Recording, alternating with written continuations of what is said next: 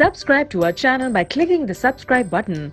Click the bell button and enjoy the latest uploads from our channel.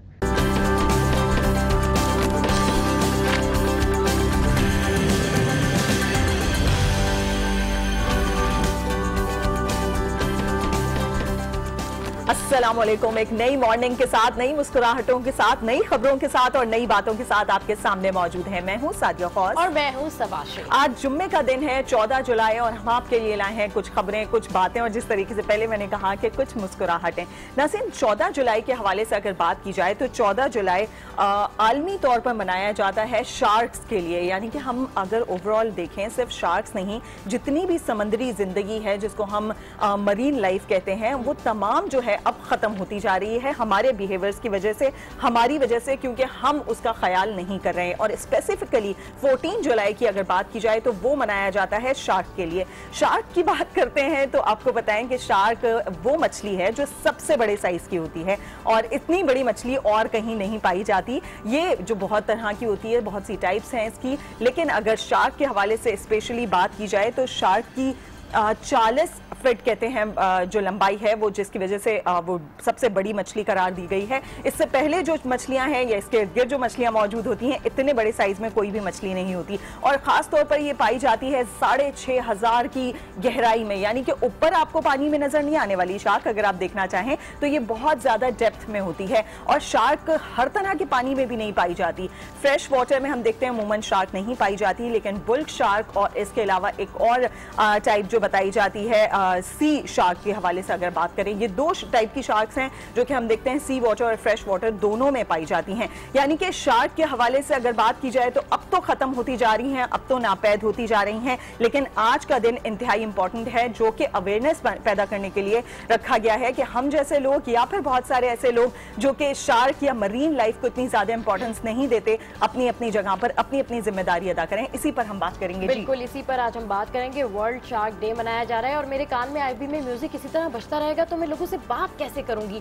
तो खैर, बात हो रही है शार्क की, और शार्क के हवाले से अगर आपको बताएं तो वर्ल्ड शार्क डे मनाने का मकसद क्या है। इसका मकसद ये है कि हमने मरीन लाइफ को सेव करना है। शार्क के हवाले से अगर बात की जाए तो डेफिनेटली ये प्रीडेटर्स होते हैं, डेफिनेटली ये सिग्निफिकेंस इनकी अपनी जगह पर होती है, लेकिन लोगों के लिए ये थ्रेटन भी होते हैं। और यही कहा जाता है कि हर साल 100 मिलियन शार्क को जो है निशाना बनाया जाता है, शिकार किया जाता है। और उसकी बड़ी वजह क्या है? उसकी बड़ी वजह यह है कि इसके फिनिंग सूप जो कि इंतहा से ज्यादा मशहूर है। जी हाँ, बिल्कुल, चाइना में इसके फिनिंग सूप शादियों में और बड़ी बड़ी वेडिंग्स में जो है वो यूज किए जाते हैं। और ओवरऑल अगर शार्क की बात की जाए, देखने में बड़ी प्रेजेंट लगती है, लेकिन इसकी बहुत सारी स्पीशीज होती हैं समंदर के अंदर। और इसका मकसद क्या है, ये किस काम आती है समंदर में? समंदर में ये इकोसिस्टम में प्रोपोर्शनल को बैलेंस करने के काम आती है, फूड चेन बनाती है और दूसरी मछलियों के लिए रास्ता भी बनाती है। एक तरीके से समझें कि समंदर का जो निजाम है ये मुतवाजन करके रखती है, जिससे जो छोटी मछलियां होती हैं वो भी फूड चेन के जरिए अपने रास्ते को चुन लेती हैं। अब शार्क क्यों मशहूर है?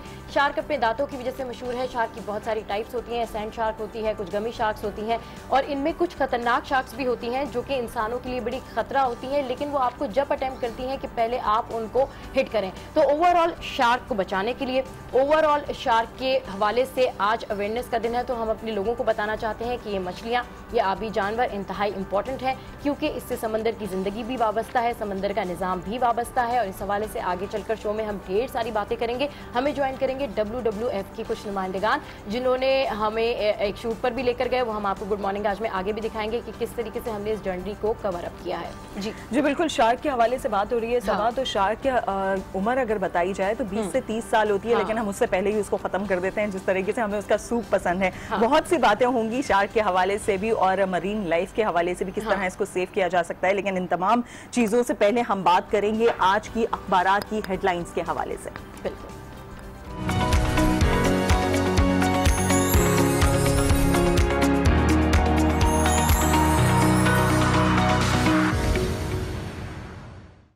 चले जी, आज अखबारात की शह सुर्खियाँ क्या कह रही हैं। और सुबह सुबह बंदा फ्रेश होता है, अखबार उसके सामने होता है, चाय भी रखी होती है, बड़ा प्लेजेंट सा माहौल लगता है। लेकिन आज हमारी पूरी टीम और मैं, हम लोग बहुत थकन का शिकार हैं और देखते हैं कि थकन में अखबार पढ़ना कैसा लगता है। तो इसकी मेन लीड जो है वो मैं रीड आउट करती हूँ और इसकी मेन लीड है कि देखना है ऑफशोर कंपनियाँ गैर कानूनी पैसे से तो नहीं बनी, ऐसा कहना है सुप्रीम कोर्ट का। जबकि बैरून मुल्क आमदन के सबूत क्या है, फ्लैट का पैसा पाकिस्तान से तो नहीं गया। इन मुकदमात को जल्द निपटाना चाहते हैं, हालात हमारे लिए भी मुश्किलात पैदा कर देते हैं, ऐसा कहते हैं चीफ जस्टिस।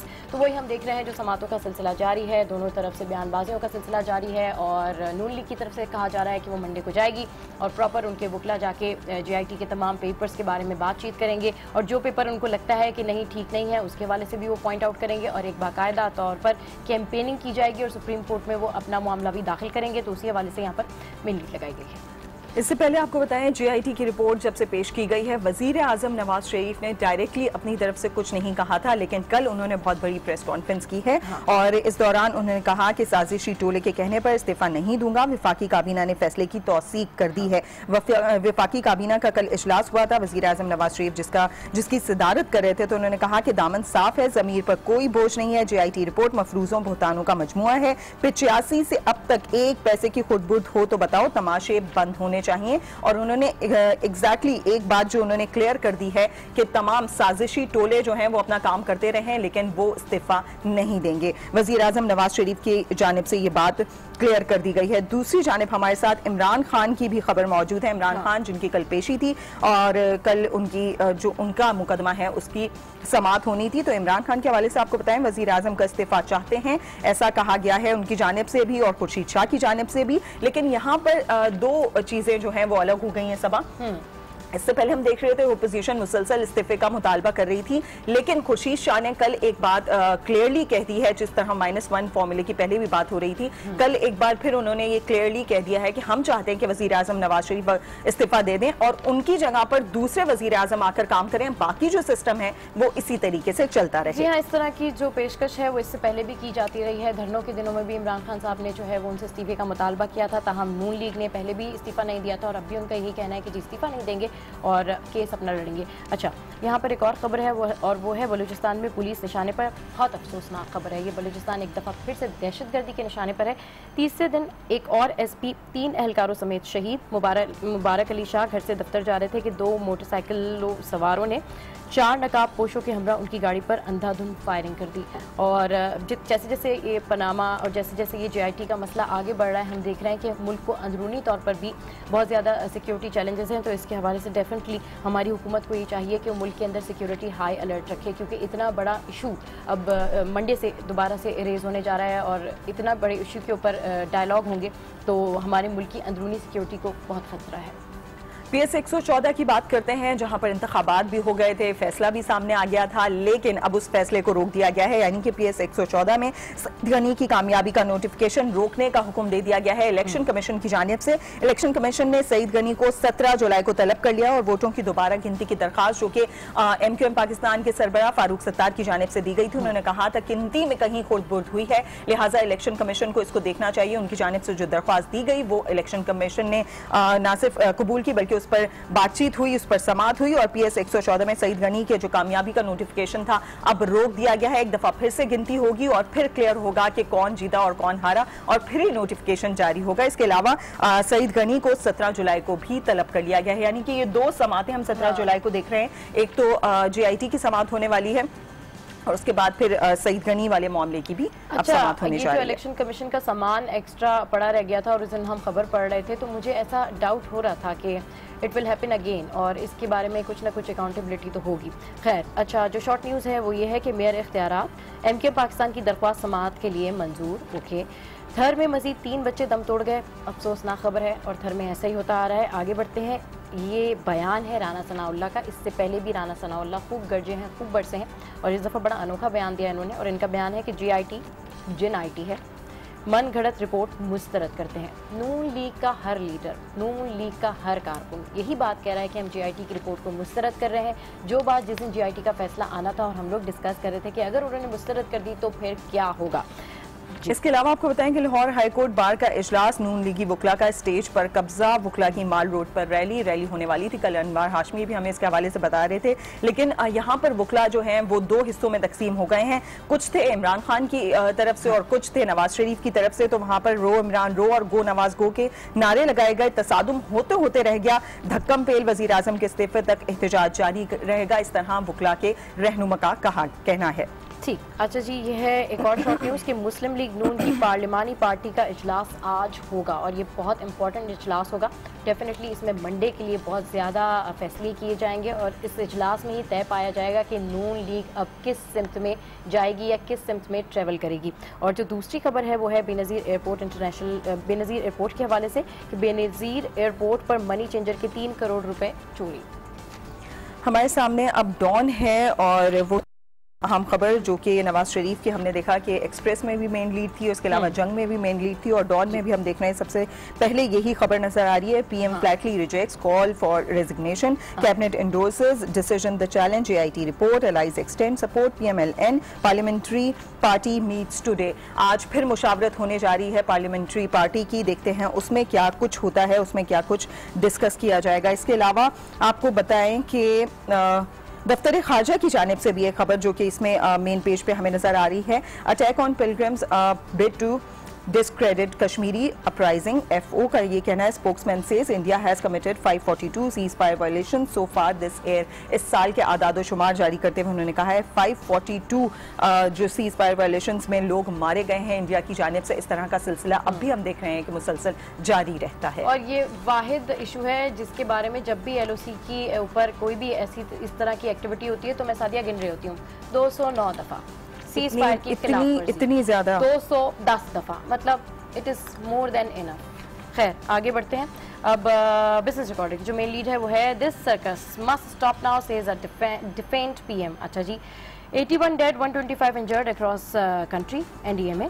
और जो दूसरी लीड है वो है London flats Imran given last chance to submit money trail, जो सादिया न्यूज़ पढ़ी थी उसको बिजनेस रिकॉर्डर ने अपनी मेन लीड का हिस्सा बनाया है। Indians worried about Nawaz ordeal. अच्छा, इमरान खान साहब ने एक बहुत इंपॉर्टेंट बयान दिया है और उसके हवाले से यहाँ पर बिजनेस रिकॉर्डर ने इस खबर को मेन लीड का हिस्सा बनाया है कि अगर प्राइम मिनिस्टर नवाज शरीफ चले जाते हैं तो इससे इंडिया को बड़ी परेशानी होने वाली है। अच्छा, और दूसरी जो मेन लीड है वो है IMF talks about repayment obligations. तो ये बिजनेस रिकॉर्डर और जंग की आज मेन लीड थी और फाइनली ये साबित हो गया कि बंदा अगर थका हुआ हो तो उसको अखबारात की जो हेडलाइंस हैं वो बड़ा देख देख के पढ़नी पड़ रही होती है कि क्या लिखा हुआ है। खैर मुख्तलिफ शहरों का हाल जानेंगे, लेकिन फिर भी सबा बड़े अच्छे से हम लोगों ने बता दिया क्या कुछ बना हुआ है। आज मैं बिल्कुल नहीं थकी हुई, मैं बिल्कुल फ्रेश हूँ और ये सोच के कि मैंने जो आपको कहानी सुनानी है ना, बल्कि सारे व्यूवर्स को भी जो मैंने कहानी सुनानी है ना, वो मुख्तलिफ शहरों का हाल जानेंगे और फिर उसके बाद बात करेंगे। नाज़रीन, अभी आपको बताएं लाहौर की सूरत हाल के हवाले से जहाँ पर मौजूद है हमारी नुमाइंदा हुमा भट्ट। हुमा भट्ट से जानेंगे कि कल वो कहाँ पर थी और आज लाहौर में क्या क्या होने जा रहा है। जी हुमा भट्ट, कैसी हैं आप और ये बताइएगा कल हमने आपको मिस किया, कल कहाँ थी आप और आज लाहौर में क्या क्या होने जा रहा है, मौसम के हवाले से भी जरूर बताइएगा। अल्हम्दुलिल्लाह मैं बिल्कुल ठीक हूँ और यकीनन मैं ये देख कर बहुत खुश होती हूँ कि आप लोग भी बहुत प्यारे भी लग रहे हो और बहुत अच्छे भी लग रहे हो और सही ठीक ठाक भी हो और सेहतमंद भी हो।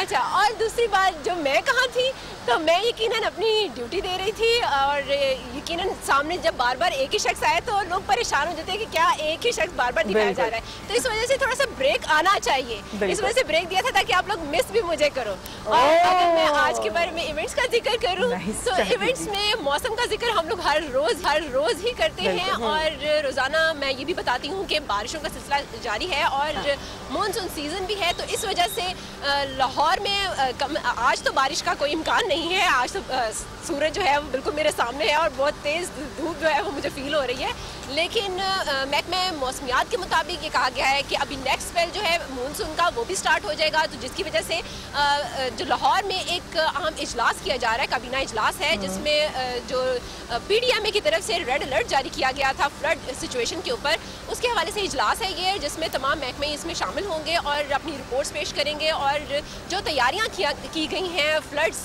से बचने के लिए एहतियाती तदाबीर उसका वहाँ पर वो तमाम वहाँ पर रखी जाएंगी और उसके मुताबिक तमाम इंतजाम जो हैं वो किए जाएंगे।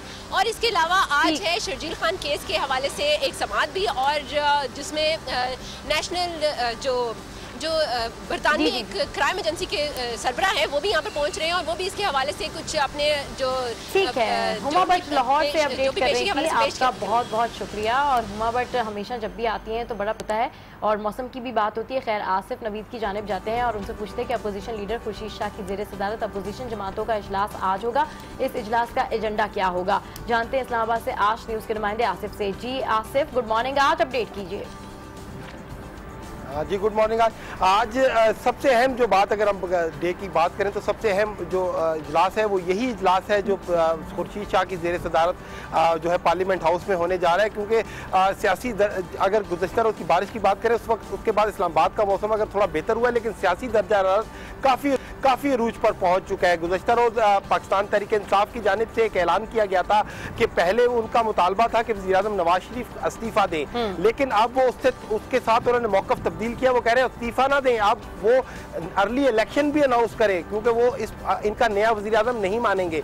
लेकिन दूसरी जानिब खुर्शीद शाह ने कहा था कि पाकिस्तान पीपल्स पार्टी वज़ीर-ए-आज़म के इस्तीफ़े की हद तक तो मुतालबा रखती है, लेकिन अर्ली इलेक्शन का मुतालबा नहीं रखती। तो आज यही एजेंडा होगा। आज जिस वक्त तमाम पार्लिमानी पार्टियां बैठेंगी, बैठक होगी, तो उसमें तमाम सियासी जमातें शिरकत करेंगी। पाकिस्तान तहरीक इंसाफ भी है, क्योंकि पाकिस्तान पीपल्स पर हो रहा है, तो उसमें JUI फे भी है, जमात इस्लामी भी है, ANP भी है, दीगर सूबाई जमातें भी हैं, बलूचिस्तान की भी जमातें। तो ये तमाम जमातें मिलकर फैसला करेंगी। देखें, ये फैसला तो हो चुका है, इस्तीफे का मुतालबा तो कर दिया है, लेकिन आज ये फैसला होगा कि आया इस्तीफे के बाद नया इलेक्शन की भी बात की जाए। उसके साथ साथ जो ज्वाइंट जो है वो एक करारदाद भी पेश की जाएगी। इसमें कौमी असम्बली का इजलास बुलाने के हवाले से, उस हवाले से भी मुज़ाकरात होंगे। तो लिहाजा ये आज सबसे अहम एजेंडा होगा। उसके बाद काफी अहम एजेंडा है और काफी अहम इजलास है। देखते हैं इसके बाद एक जबान होकर ओपोजिशन क्या मुतालबा सामने साथ मौजूद है। आसिफ, बहुत शुक्रिया, अपडेट कर रहे थे इस्लामाबाद से। नाज़रीन, आगे की जाने बढ़ते हैं और मजीद स्टोरीज शामिल करते हैं। आपको बताएं, इलेक्शन कमीशन ने MQM पाकिस्तान की दरखास्त पर कराची के हल्का PS 114 की ज़िमनी इलेक्शन में सईद गनी की कामयाबी का नोटिफिकेशन रोकते हुए कामयाब उम्मीदवार सईद गनी को 17 जुलाई तक तलब कर लिया है। जिस तरह से हम पहले भी बात कर रहे थे, इलेक्शन कमीशन ने ज़िमनी इंतखाब के दौरान खातून से बैलेट बॉक्स बरामद होने के मामले का भी नोटिस ले लिया। इसके साथ साथ सूबाई इलेक्शन कमिश्नर से रिपोर्ट भी तलब कर ली गई है। और ये बड़ी अच्छी बात है कि हमारे मुल्क में अब एटलीस्ट एक्शन तो लिया जाता है। पहले तो ये होता था कि कोई खबर चली गई है तो चली गई है, एक्शन ही नहीं लेते थे। और मौसम के बारे में कुछ बात कर लेते हैं। मानसून बारिशों के आगाज के साथ ही दरियाओं में पानी की सतह बुलंद होना शुरू हो गई है। दरियाए सिंध और चुनाब में दरमियाने दर्जे के सैलाब की पेश नजर हुकूमत की जानिब से तमाम मुतालिका महकमों को अलर्ट जारी कर दिया गया है। वजीर आला पंजाब ने सैलाबी सूरत हाल से निपटने के लिए इंतजाम जल्द मुकम्मल करने की हिदायत की है। और ये जब फ्लड कंडीशंस आती हैं पंजाब में तो बहुत ज्यादा नुकसान होता है। अल्लाह ताला बस हमारे मुल्क के ऊपर करम फरमाए।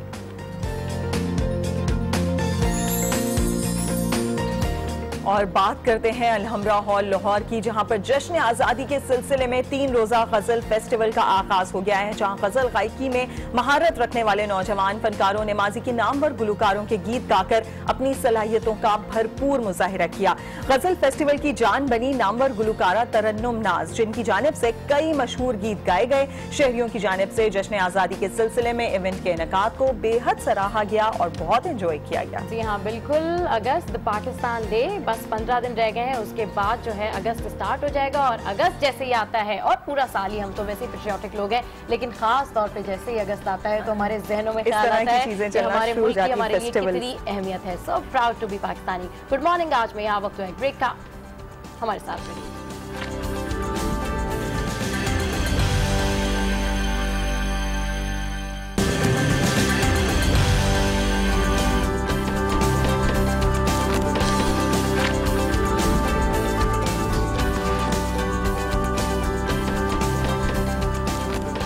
Welcome back guys. हमारे साथ मौजूद होंगे हमारे एक्सपर्ट्स भी, जिस तरह से हमने कहा कि अपनी थीम के हवाले से भी बात करेंगे और मजीद स्टोरीज भी शामिल करते हैं। और आपको बताएं, कल की टॉप स्टोरी के हवाले से जो गुजरा हुआ कल है, वजीर आजम नवाज शरीफ का कहना है कि JIT मफरूजों, इल्जामात और बुहतानों का मजमुआ है। कैसे मुमकिन है कि जमहूरियत फरोश साजिशी टोले के कहने पर मुस्ताफी हो जाऊं। वफाकी काबीना ने भी वजीर आजम के मुस्ताफी होने का फैसले की तौसीक कर दी है कि वो मुस्ताफी नहीं होंगे। हम इससे पहले भी बात कर रहे थे सबा कि वजीर आजम की जानिब से डायरेक्टली अभी तक कुछ नहीं कहा गया था, लेकिन अब उन्होंने मेंशन कर दी है ये बात। तो फिर दिखाते हैं आपको इसकी तफसीली रिपोर्ट।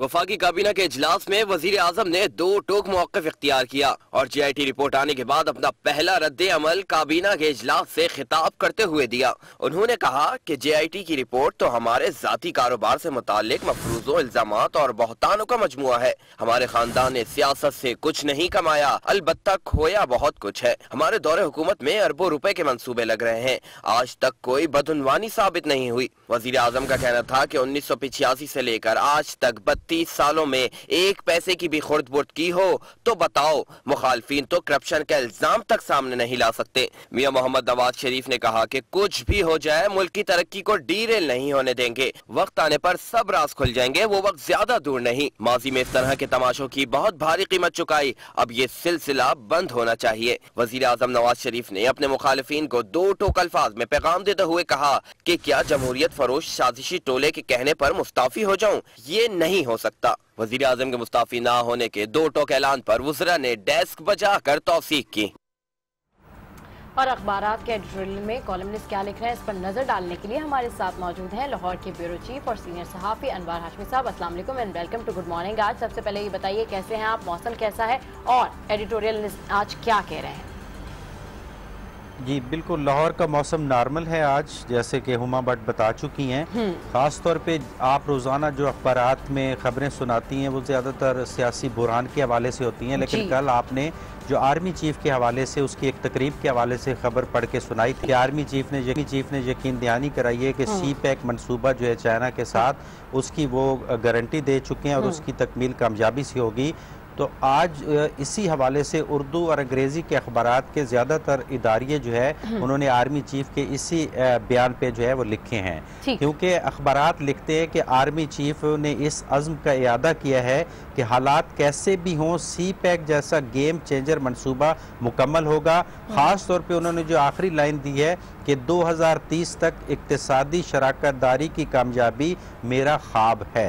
यकीनन अखबारात ने इस तरफ निशानदेही की है कि सियासतदान ये तासुर देने की कोशिश कर रहे थे कि बाद सियासतदान कि जो मौजूदा सियासी बुरान है ये बुनियादी तौर पे सी पैक जैसे मंसूबों के खिलाफ साजिश की बुनियाद है। तो इस गलत फहमी को दूर किया है। यकीनन एक अच्छी खबर और उम्मीद की खबर जो है वो भी हमें पढ़ के सुनानी चाहिए कि आर्मी चीफ ने ये कौम को मैसेज दिया है कि ये जो मंसूबा है ये इक्तिसादी तरक्की का है, ये इक्तिसादियात की रीढ़ की हड्डी है पाकिस्तान और पूरे एशिया के लिए। तो उन्होंने कहा है कि पाक फौज ने चूंकि इसकी गारंटी दी है और चीन के साथ दोस्ती में भी कोई शक व शुबा नहीं है, तो इसलिए इसकी तकमील जो है वो कामयाबी के साथ मुकम्मल होगी। तो इसको अप्रिशिएट किया गया है इस बात को। जी बिल्कुल अनवर हाशमी साहब, हम कल भी डिस्कस कर रहे थे और आज आपने जिस तरीके से हमें एडिटोरियल्स भी पढ़कर सुनाए कि कुछ जैसे आपने कहा कि बाद सियासतदानों की जानिब से कुछ सियासतदानों की जानिब से ये कहा जा रहा था कि सियासी बहरान पैदा हो जाएगा,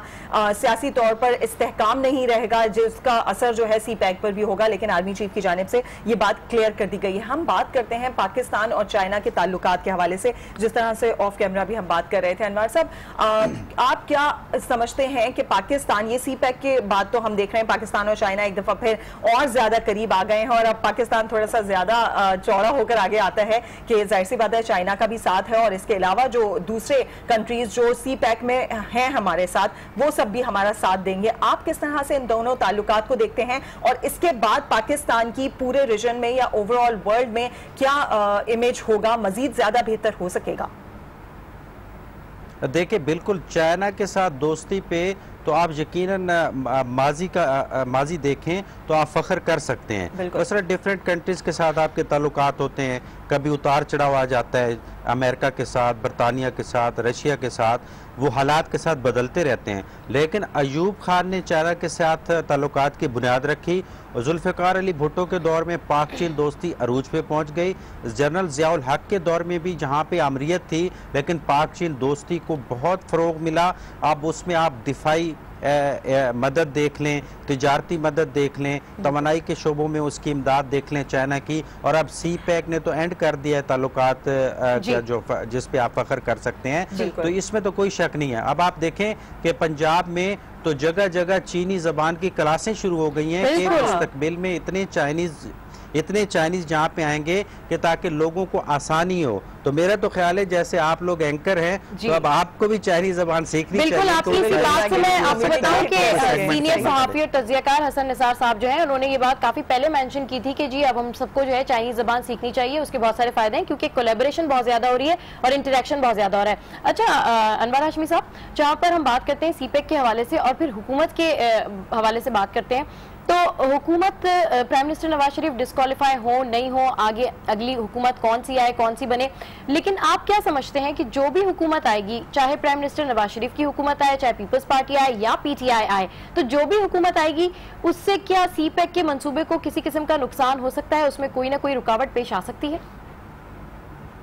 नहीं, मैं नहीं समझता। हाँ, जब तक खुदा ना खास्ता कोई आलमी कुव्वतें इतनी ज्यादा इस रीजन में इन्वॉल्व हो जाएं, अदरवाइज आप देखेंगे कि चाइना और पाकिस्तान का इस हवाले से कोई खदशात जो है वो नहीं होने चाहिए, चाहे वो इमरान खान आए, आसिफ अली जरदारी आए या मुस्लिम लीग नून की हुकूमत हो।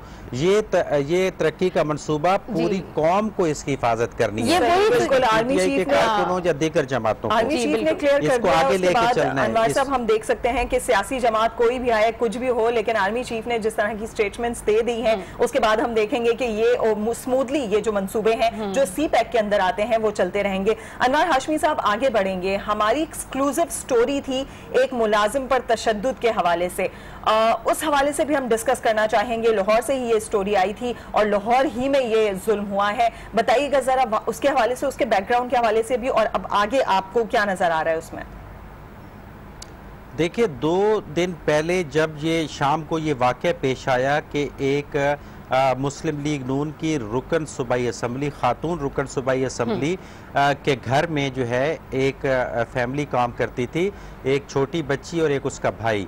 तो उस रुकन असम्बली की बेटी ने उसको तशद्दुद का उनको इतना निशाना बनाया कि वो जो लड़का था वो तो दम तोड़ गया और जो बच्ची थी वो शदीद जख्मी थी। तो अब मीडिया अभी उसकी तरफ जो है वो नहीं जा पा रहा था, उसको अप्रोच किया गया था या क्या, लेकिन हमारे क्राइम रिपोर्टर अदनान ने हिम्मत की और हमारे जो आज टीवी के हेड ऑफिस ने उसको हाईलाइट करना शुरू किया और वो टीवी स्क्रीन पे रात को चलना शुरू हुए। राना सनाउल्लाह वजीर कानून जो है उसको बिपर पे लिया गया और वो भी बड़ा दिफा कर रहे थे अपनी रुकन असम्बली के हक में, लेकिन वो इतना ज़्यादा आज टीवी ने उसको उस आवाज़ को, गरीब की मजलूम की आवाज़ को बुलंद किया कि फिर बाद में बाकी टीवी चैनल्स भी आने पे मजबूर हो गए। तो बात ये तो हो गई क्रेडिट की और हमें हमारा काम ही यही है। असल मसला ये है कि जूं मुआशरा तरक्की कर रहा है, ये जो टीवी चैनल्स हैं ये शऊर दे रहे हैं, लेकिन दूसरी तरफ अलमिया ये है कि पढ़े लिखे घरों में जो मासूम बच्चियां काम करती हैं उन पे तशद्दुद के वाकयात की रेशो बहुत बढ़ती जा रही है। यही वाकया आप देख लें कि कोई मामूली सी बात पे इतना तशद्दुद के एक गरीब दम तोड़ जाए और दूसरी मासूम बच्ची रो रो के जो है वो टीवी पे वो अपना अलमिया बयान कर रही हो। सेम ही जो है कल एक वाकया एबटाबाद में पेश आया है कि गरीब का बच्चा। अच्छा अनवर हाशमी साहब, ओवरऑल हम डिस्कशन कर रहे हैं चाइल्ड लेबर के हवाले से, इससे पहले हम तैयबा तशद्दुद केस भी देख चुके हैं। चाइल्ड लेबर के हवाले से हमारे मुल्क में लॉ भी मौजूद है और इस हवाले से सिविल सोसाइटी और ह्यूमन राइट्स की जितनी भी एसोसिएशंस हैं या वेलफेयर्स हैं वो काम कर रही होती हैं, लेकिन फिर भी गाहे बगाहे इस तरह के केसेस सामने आ रहे होते हैं। आपको क्या लगता है कि अब किसको सबक सिखाने की जरूरत है, किसको अवेयरनेस देने की जरूरत है? क्योंकि लॉ भी है, इसके ऊपर रिस्ट्रिक्शन भी है, लेकिन फिर भी पेरेंट्स अपने बच्चों को दूसरों के हवाले कर देते हैं, फिर भी चंद पैसों के लिए जो है वो अपने बच्चों को दे जाते हैं। तो फिर मेरे ख्याल में उन पेरेंट्स के लिए भी एक्शन होना चाहिए। देखिए, पेरेंट्स के खिलाफ एक्शन आप तब करेंगे जब पहले आप उनको आइडियल निज़ाम दे दें कि वो मासूम बच्ची या बच्चे को किसी के घर काम पे रखने पे मजबूर ना हो। तो फिर तो उसके बाद आप एक्शन करें कि हमने आपको फ्री एजुकेशन दे दिए, रोजगार दे दिए, वजीफा भी गवर्नमेंट देती है जैसे कि वेस्ट में होता है, तो फिर जाके उनको सवाल किया जाएगा ना। तो बेसिकली तो बासर अमीर आदमी के घर ही बच्चा काम करेगा ना। तो पहले तो उस कानून को सख्त करें कि जो किसी भी बासर शख्स को फौरी गिरफ्तार करे और कानून के शिकंजे में लाए, तो फिर जो है आप बात कर सकते हैं पेरेंट्स को शऊर देने। बिल्कुल आपने सही कहा, कानून बना देना काफी नहीं होता, कानून को इम्प्लीमेंट करने की भी जिम्मेदारी होनी चाहिए, इम्प्लीमेंट होना भी चाहिए। जिस तरीके से बात कर रहे थे अनवर हाशमी, बहुत शुक्रिया अनवर हाशमी साहब हमारे साथ मौजूद थे।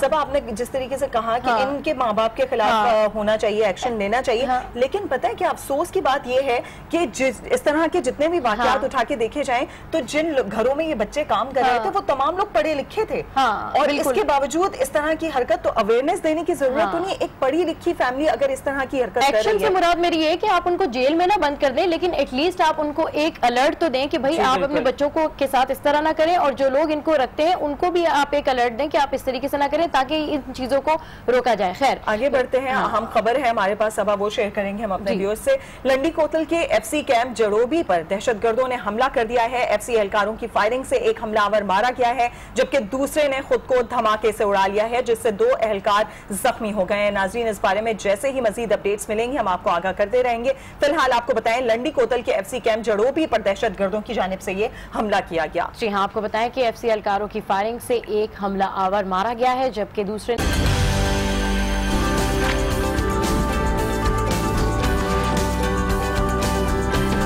बैक टू गुड मॉर्निंग आज। और गुड मॉर्निंग आज में हम जब ब्रेक पे थे तो हम बातें कर रहे थे अपने स्केड्यूल के हवाले से, जो कुछ भी एक्टिविटी हम कल कर आए। तो कल हम ये सारी एक्टिविटी, इतनी लंबी एक्टिविटी क्यों कराएं? क्योंकि हमारे अंदर बर्दाश्त थी। और भूख कैसे बर्दाश्त की जाती है ये हमसे बेहतर कोई नहीं जानता, क्योंकि जब हम शो कर रहे होते हैं और हमें हल्की फुल्की भूख लगती है तो हम बर्दाश्त कर रहे होते हैं, और जैसी रैपिड रेसिपी आती है तो हमारी एपेटाइट इंक्रीज हो जाती है। झटपट खाना बनाना है और वो भी मजेदार, तो देखना पड़ेगी मावरा की रैपिड रेसिपी।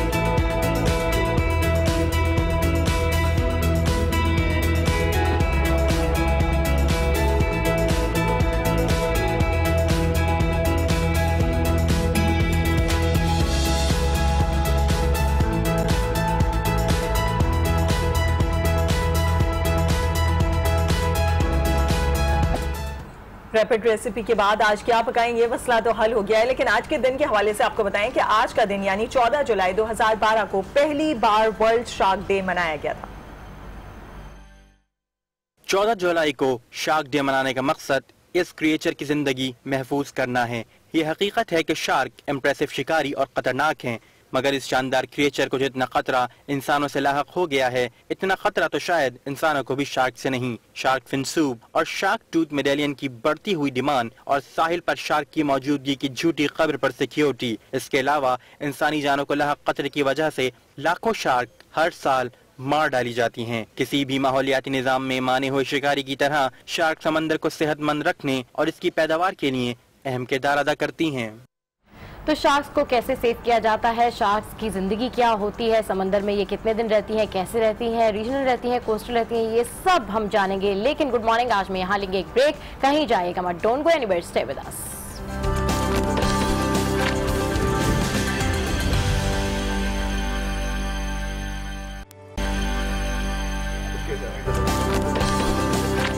एक दफा फिर आपको शो में खुश आमदीद कहते हैं और बहुत सी बातें हैं करने को, बहुत से गेस्ट हैं जिनको आपसे मिलवाना है। लेकिन इन सब से पहले अहम खबर शामिल करते हैं। आपको बताएं ISPR के मुताबिक डेरा गाजी खान में खुफिया इत्तला पर फोर्सेस ने मुश्तरका कार्रवाई की है, जिसमें दहशतगर्दों को गिरफ्तार कर लिया गया है। इस हवाले से तफसीलात लेंगे, हमारे साथ मौजूद हैं इस्लामाबाद के ब्यूरो चीफ शौकत पराचा से। जी शौकत पराचा, इस अहम कार्रवाई के हवाले से अपडेट कीजिएगा।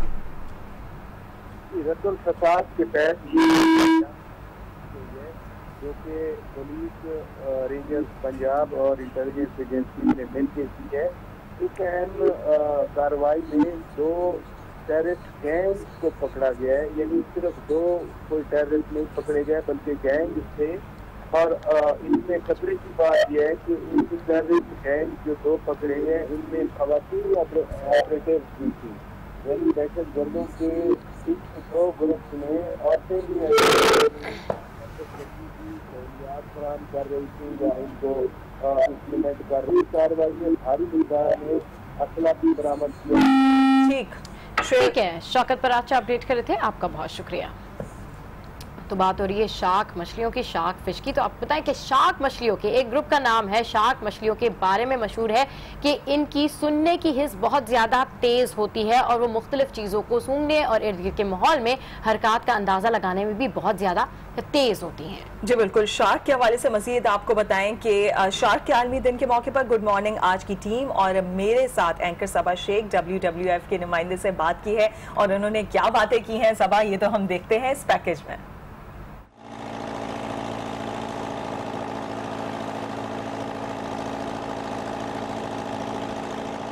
It's me Saba Shaikh and you are watching good morning आज। और गुड मॉर्निंग आज देख रहे हैं आप आउटडोर में, तो डेफिनेटली आपको बताएं कि आज हम बाहर क्यों आए हैं और बोटिंग पर क्यों हैं।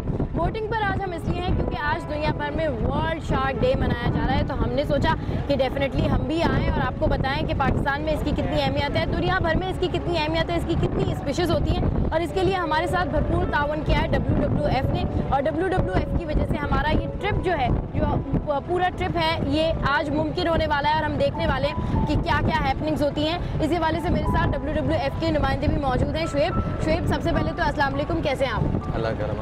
अच्छा ये बताइए WWF के साथ कितने अरसे से काम कर रहे हैं आप? मैं जो है पिछले 4 साल से WWF के साथ काम कर रहा हूँ। पिछले 4 साल से काम कर रहे हैं। अच्छा, वो तो आपकी परफेक्शन देख के लग ही रहा है कि मुझे कितना सारा डर लग रहा है और इन लोगों को बिल्कुल भी डर नहीं लग रहा है। ये सब बहुत चिल बैठे हुए हैं और मुझे ऐसा लग रहा है पता नहीं अभी कुछ हो जाएगा। खैर शुएब, दुनिया भर में आज वर्ल्ड शार्क डे मनाया जा रहा है, तो उस हवाले से कुछ बताएं कि WWF इस सिलसिले में क्या करता है आज का दिन खास तौर पे?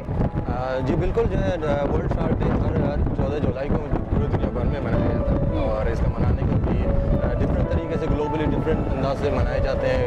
वॉक भी कर लेते हैं, सेशंस भी कर लेते हैं, डिफरेंट वर्कशॉप भी ऑर्गेनाइज कर लेते हैं। लेकिन इस दफ़ा हमारे जो है मनाने का तरीका जो कुछ डिफरेंट है कि हमने बोटिंग के जरिए से इसका जो है सेलिब्रेट करने का जो है प्लान किया है। बोटिंग के जरिए सेलिब्रेट करने का जो है वो इन्होंने डिसाइड किया है और वो भी गुड मॉर्निंग आज की पूरी टीम के साथ। अच्छा शुएब, ये बताएं कि शार्क्स के बारे में बड़े किस्से सुने, बड़ी कहानियाँ सुनी हैं, कभी कभी ये बड़े जहाज़ों को भी डिस्टर्ब कर देती हैं, छोटी कश्तियों को भी डिस्टर्ब कर देती हैं। कौन सी ऐसी स्पीशीज़ हैं जो इंसानों को खा जाती हैं, जो हार्मफुल होती हैं, और कौन सी बड़ी और अन स्पीशीज़ हैं? जी बिल्कुल, जो है शार्क्स जो है डिफरेंट किस्म के स्पीशीज़ पाई जाती हैं, जिसमें जैसे कि शार्क में इटसेल्फ प्रेडेटरी स्पीशीज़ है किसी भी ओशन के इकोसिस्टम में, और शार्क का नाम लेती है यकीनन जो जहन में आ जाता है कि वो जो है शार्क टीथ वाले एनिमल्स हैं। इसमें चंद ऐसे शार्क स्पीशीज़ पाए जाते हैं जिसमें जिस तरह के द ग्रेट वाइट शार्क, जिसके टीथ काफ़ी शार्प है और काफ़ी ऐसे कैजुअल्स भी हुए हैं जिसमें ह्यूमन्स के ऊपर अटैक हुए हैं। और इनमें चंद ऐसे भी हम्बल स्पीशीज़ पाए जाते हैं जिस तरह का वेल शार्क है। वो है तो वेल शार्क, लेकिन इसका जो है इसकी जो टीथ है वो इतनी शार्प नहीं है। अच्छा। क्योंकि वो जो है इसके जो है छोटे छोटे टीथ होते हैं और ये फीड कर लेता है कि जो किसी भी वाटर के कॉलम में जो पाए जाने वाले लार्वेज या वाटर प्लैंक्टन्स इनके ऊपर इनकी फीडिंग है। तो ये इसके दूसरा एग्जांपल है कि कितना हम्बल स्पीशीज़ में इसमें पाए जाते रहते हैं। शुएब, शार्क की लैंडिंग पे क्यों पाबंदी लगाई? लैंडिंग शार्क के लैंडिंग के ऊपर जो है पाबंदी, इस वजह से पूरे शार्क के ऊपर जो पहले पाबंदी नहीं है, लेकिन चंद ऐसी स्पीशीज़ जिसको हम ETP कहते हैं, जो कि इंडेंजर, थ्रेटन और प्रोटेक्टेड ऐसी स्पीशीज़ हैं जिनकी state conservation status red colour में है। हाँ। जो कि इंडेंजर्ड है। तो वो स्पीशीज़ पाकिस्तान में भी पाई जाती हैं, जिसमें हैमर हेड के 3 स्पीशीज़ पाई जाती हैं। ये तमाम के तमाम वो स्पीशीज़ है जो कि साइटिस लिस्ट में अपेंडिक्स 2 में अभी इंक्लूड किया गया और इसके कंजर्वेशन के लिए पूरी ग्लोबली काम किया जा रहा है और इसकी पॉपुलेशन की कंजर्वेशन और प्रोटेक्शन के लिए। इसके अलावा 3 स्पीशीज़ ऑफ हैमर हेड के अलावा 2-3 स्पीशीज़ जो थ्रेशर शार्क है, 2 स्पीशीज़ जो रेज के हैं, और ये तमाम के तमाम जो है उसी अपेंडिक्स 2 में शामिल है। और इसी वजह से पाकिस्तान सिग्नेटरी उस साइटीज़ का, तो इस वजह से यहाँ पर उन स्पीशीज़ के ऊपर जो कि ETP है, इनकी लैंडिंग के ऊपर पाबंदी लगाया गया है। चलिए जी, ठीक है। शुएब हमारे साथ हैं, आज हम सेलिब्रेट कर रहे हैं वर्ल्ड शार्क डे। तो गुड मॉर्निंग आज मैं यहाँ वक्त है ब्रेक का, कहीं जाइएगा मत, don't go anywhere, stay with us, keep watching good morning आज।